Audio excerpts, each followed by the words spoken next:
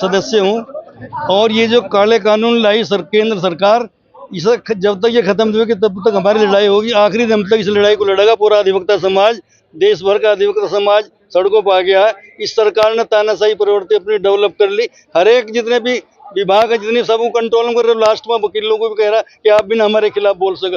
सबसे ज्यादा लिटिंग 80% मुकदमेबाजी सरकार की है। तो सरकार चाहती है कि हम खड़े ना हो उसके खिलाफ, इसलिए वो हम पर अंकुश लगाना चाहते हैं कि हड़ताल नहीं करेंगे।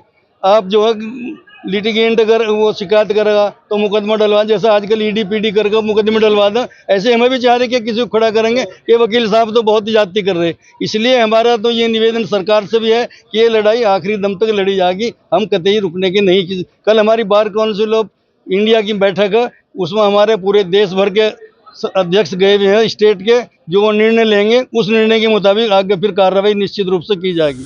धन्यवाद। मामला क्या है? मामला है कि अधिवक्ता एक्ट जो है 1961, उसमें सरकार संशोधन करने जा रही है 2025 का। उसमें अधिवक्ताओं के अहित की बात कही जा रही है।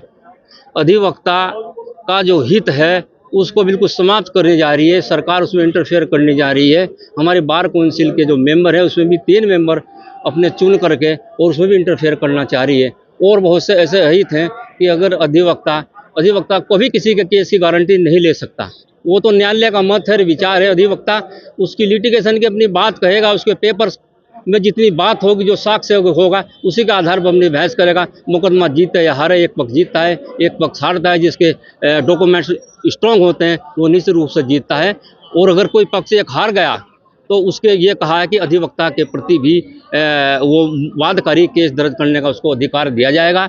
इस तरह से हर अधिवक्ता के जीतता हुए और हारता हुए कोई अधिवक्ता पूरे भारत के अंदर ऐसा नहीं बचेगा जो केस नहीं हार सकता।